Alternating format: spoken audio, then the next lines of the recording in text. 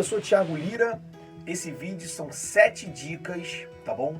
Para a provinha de amanhã de inspetor. Mas eu peço, por favor, que você se inscreva no canal, curta o vídeo, basta apertar aqui, tá? O botão de curtir. O vídeo passado eu fiz a análise da prova de auxiliar de necrópsia e necropsia. Foram 500 visualizações, 24 curtidas só. Então peço, por favor, que você curta. Aqui no canal eu venho desempenhando fortes vídeos, importantes vídeos para a prova da Polícia Civil desde a época do Instituto OCP, tá bom? 2019, 2018 até agora. Então peço, por favor, você que chegou hoje aqui porque é véspera, aciona o sininho, curta o vídeo para me ajudar, tá bom? Que eu faço de coração mesmo. São 7 dicas, sendo que a última dica, na minha opinião, é a mais importante de todas. A mais importante de todas. Beleza? Vamos lá.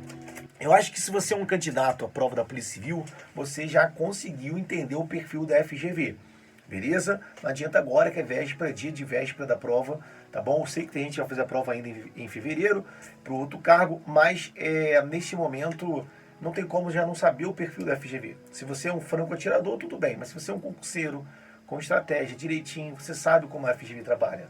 Ultimamente, por exemplo, as provas estão com textos curtíssimos, tá bom? Com questões muito ligadas a argumentos lógicos, tá? E enfim, você com certeza sabe como a FGV trabalha. Então essas 7 dicas é objetivamente assim, o que eu tenho que realmente pensar para minha provinha de amanhã, tá bom? Beleza? Primeira dica, separar fato de opinião. Primeira dica, cafezinho, separar fato de opinião, ou o que a gente diz, né, algo objetivo do subjetivo. Galera, num texto você vai ter ali argumentos que são fatos realmente, pode ser dados estatísticos, enfim, históricos, etc. Tudo bem que a discussão filosófica, que é um fato ou não, é algo muito profundo, mas para você que vai interpretar, você tem que entender o que o autor está dizendo de sua opinião, marcas da sua opinião, marcas da sua subjetividade e o que é realmente um fato destacado ali no texto, tá bom? Às vezes nem texto a FGV dá. Então ela vai pegar, por exemplo, eu sempre dou esse exemplo, mulher grávida. Mulher grávida é um fato objetivo, em regra, né? Porque não existe mulher meio grávida. Então ali é algo objetivo, tá bom? E não subjetivo. Então você precisa ficar ligado à diferença entre fato e opinião, tá bom? Parece até uma revisão de aula de lógica, né? Mas não, é língua portuguesa mesmo. 2. Isso é importante. Questões difíceis da FGV, quando você tem, por exemplo, uma interpretação de um texto curto, como aconteceu várias questões da prova da Embel do ano passado, várias questões da prova de domingo, né? A pessoa está no passeio que lembra essa questão de domingo e consulta o relógio, pergunta que horas são para o guia do passeio. Isso quer dizer o quê? Que ele quer ir embora e etc. São questões difíceis mesmo. A dica que eu dou, tá bom? Não é uma dica infalível, mas é uma dica muito importante, porque a gente precisa reconhecer que língua portuguesa não é uma ciência exata, não é verdade? Então a dica que eu dou é, faça uma imersão no personagem, tá bom? Faça uma imersão no personagem, como se você estivesse dentro daquele cenário, daquele ambiente, como se fosse com você. Ou seja, você está no passeio e tal, vai consultar o relógio, né? O que quer dizer essa atitude de consultar o relógio? Teve uma questão também, que não foi da Polícia Civil, mas foi há pouco tempo, a pessoa estava num jantar e falou, essa sopa está muito insossa. Isso quer dizer o quê? Que me passe o sal? Pô, o que ele quer dizer que essa sopa está muito insossa? Cara, é complicado. Então você se coloque no lugar do personagem, da personagem, tá bom? Para você conseguir tentar achar a resposta. Tá bom? Beleza? Segunda dica foi essa. Terceira dica, tipos de texto. É uma terceira dica importantíssima. Você precisa conhecer as estruturas básicas dos 3 tipos de texto, porque isso vai ampliar seu horizonte. Não só para acertar uma questão de tipologia textual, propriamente dita, mas para você ter mais uma ferramenta para uma interpretação de texto, tá bom? Então os 3 tipos clássicos de texto, né, básicos de texto, é o texto descritivo, narrativo e o texto dissertativo. Claro, tem espécies de textos dissertativos, tem gêneros textuais que se apoiam, por exemplo, no narrativo, como romance, o conto, a fábula, aquela coisa toda. Mas você entender do que eu estou lendo aqui, né? Do que eu estou lendo aqui. E dentro desse tipo de parte de texto, o diálogo entre os textos, né? A interdisciplinaridade, interdisciplinaridade não, a intertextualidade, perdão, né? Quando tem mais de um texto dialogando, será que o segundo texto reforça o primeiro? Dentro de um texto, a relação entre os parágrafos, será que um parágrafo é exemplificação de outro, entra em contradição com o outro? Essas questões dentro do texto, ou diálogos entre o texto, você precisa realmente estar ali focado. Tá bom, gente? Muito importante. Terceira dica, tipos de texto.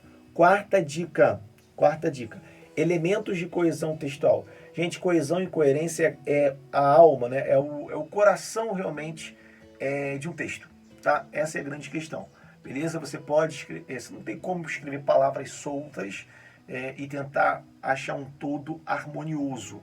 Se você conseguir um todo harmonioso, isso de fato, isso é um texto coeso, tá bom? Essa de fato é uma coesão textual.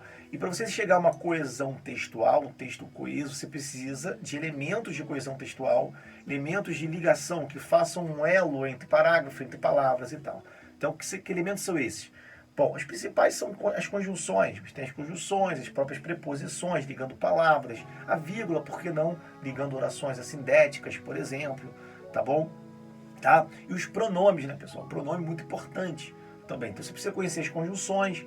A FGV pode trabalhar, querer seu conhecimento sobre essas conjunções, tá? As conjunções coordenativas, subordinativas, os valores semânticos nelas embutidos dentro de um contexto oracional, de um período composto, por exemplo. Isso é muito importante. Já nos pronomes, pronome relativo, né? É um elemento de coesão textual muito importante, inicia as orações subordinadas adjetivas. Dentro dos pronomes, pessoal, a referenciação pronominal ali, né? Referenciação endotextual dentro do texto, né? Principalmente a anaforia, a cataforia, anáfora e catáfora, a volta para o elemento anterior, tá? E a enunciação de um elemento posterior, isso é muito importante, normalmente com pronomes oblíquos, tá bom? Comprei o carro, comprei esse pronome oblíquo, átono, colocação pronominal, né? Que está ênclise à frente do verbo, substituindo um termo anterior, que pela referenciação você sabe quem é. Então, isso são assim, pérolas para uma boa prova, uma prova boa da FGV. Então, são elementos aí que você precisa estar atento. Então, recapitulando, tá? A terceira dica das 7 dicas é a coesão textual, os elementos de coesão textual. Tá? Isso é muito, muito importante.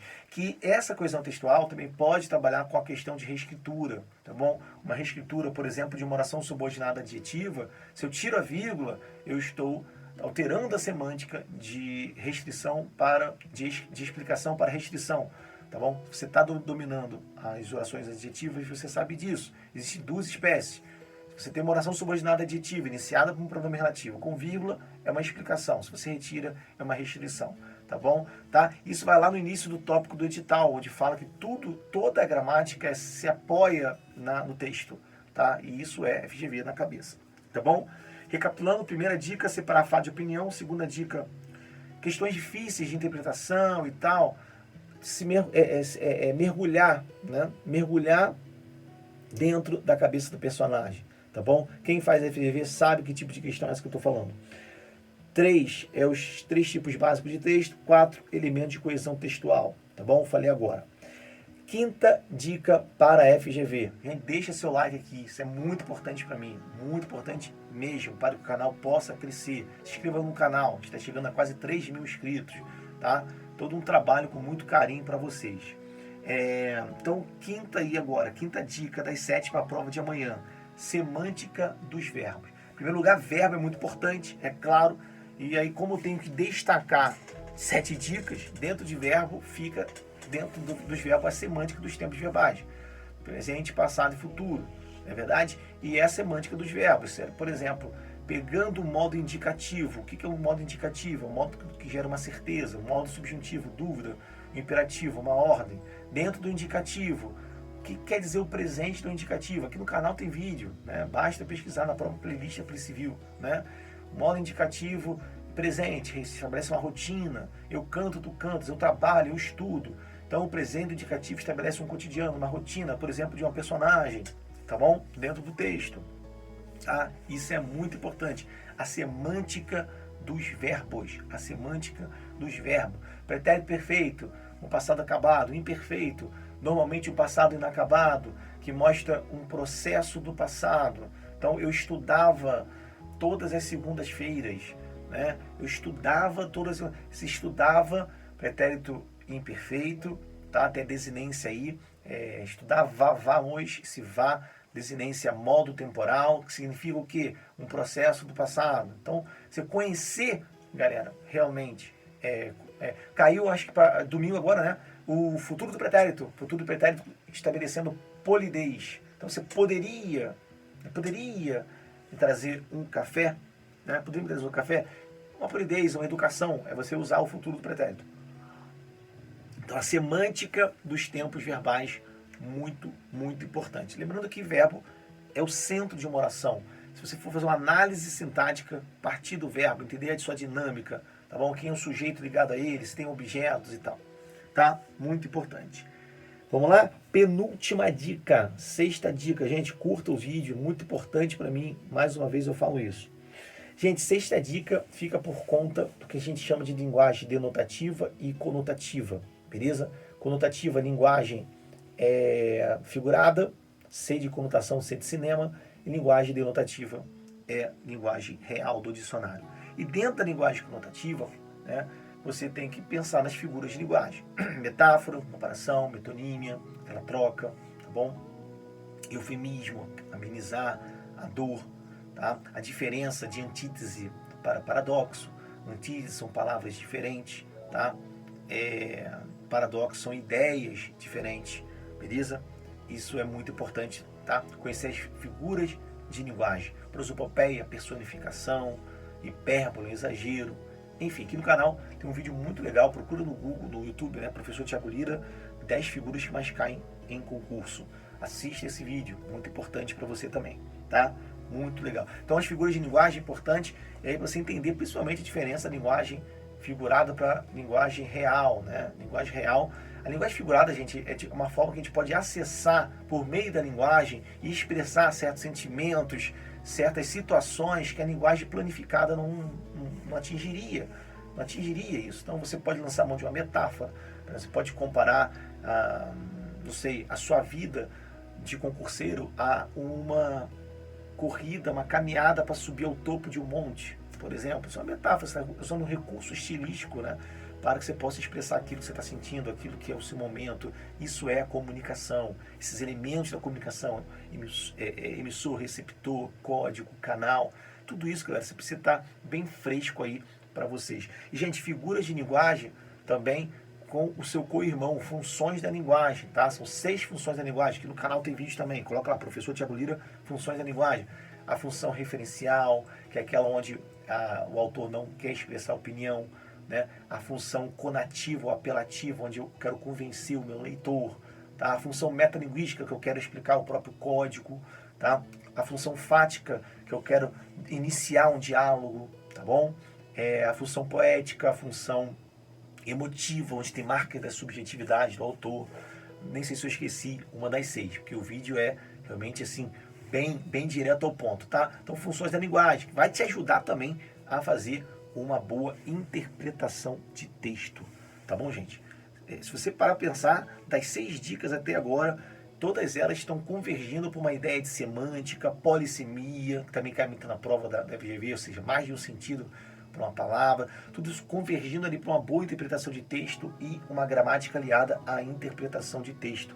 Então, dentro ainda de figuras de linguagem, funções da linguagem, cuidado com os vícios de linguagem, ambiguidade, né? Mais de um sentido, tá? O pleonasmo, isso é muito importante, isso vai agregando valor na sua preparação para a sua provinha de amanhã, tá? Muito importante. E, gente, dentro dessas 6, e eu vou para a 7ª já, dentro dessas 6, podemos fechar um bloco assim importante, né? Recapitulando, primeiro, separar fato de opinião, o que é do autor, o que não é. Questões difíceis de análise textual, entrar na alma do personagem. Aliás, isso é um método, não é meu, é um método do teatrólogo russo, tá bom? Até li o livro dele, caramba. Cadê? É do teatrólogo russo, eu não sei pronunciar muito bem o nome dele. Stanislavski, alguma coisa assim. Eu li o livro dele, isso é muito importante porque nesse método dele, ele fala realmente da importância da gente entrar, emergir na seara do personagem para poder entender. Hoje se faz muito isso no teatro, né? Mas numa interpretação de texto isso é muito importante, tá? Aliás, o método dele que foi da escola de teatro russo, né? Isso é usado até hoje nas escolas de teatro aqui no Brasil e no mundo, né? Enfim, eu vou colocar o nome na descrição do vídeo. Então todas essas 6 dicas estão convergindo para uma boa interpretação. Terceira dica, os tipos de texto, né? Quarta dica, elementos de coesão textual, tá bom? Conjunção, pronome oblíquo, relativo, a própria vírgula, as referenciações no texto, diálogo entre os textos, a intertextualidade. Dentro do verbo, a semântica dos verbos, tá bom? Muito importante. E 6 figuras de linguagem, funções da linguagem, elementos dessa comunicação, tudo isso convergindo para fechar esse bloco de interpretação de texto, tá bom? E, gente, ainda nesses 6 blocos, pensar, e eu já vou para o 7º já, tá bom? Que é uma dica muito importante. Fechar, pessoal, uma coisa muito interessante para vocês, que que argumentações foram usadas pelo autor do texto para sustentar um ponto de vista, por exemplo, tá bom? E aí, por exemplo, a gente tem várias questões que poderia abordar aqui, o método dedutivo, né, que é uma forma de argumentação. O método dedutivo parte de premissas gerais para chegar a uma premissa particular, né? Lá na filosofia de Aristóteles nós temos o silogismo, né? Todo homem é mortal, Sócrates é homem, logo Sócrates é mortal. Nós temos o método indutivo, muito usado no método científico de Francis Bacon, Descartes para cá, não é verdade? Então, por exemplo, várias pessoas fazendo várias pesquisas, né, específicas para chegar a uma tese, a algo mais geral. Isso é um método indutivo, parte do particular para o geral, tá bom? A dialética trabalha com tese e uma tese contrária, chamada antitese, antítese, para se chegar a uma síntese. É o método dialético, também importante para poder chegar a um convencimento. O método de comparações argumentativas. O método de argumentação de um discurso de autoridade, trazer um discurso de autoridade para o texto. Tudo isso, gente, para antenar vocês, municiar vocês para realizar uma boa interpretação de texto. Tá bom? Sei que o vídeo está longo, mas é realmente um vídeo de véspera. E aí, galera, 7ª dica agora, então. Por favor, curta o vídeo. Isso é muito importante para mim. 7ª dica é estratégia de prova. Cara, eu falei isso numa aula aí há pouco tempo, o pessoal me criticou.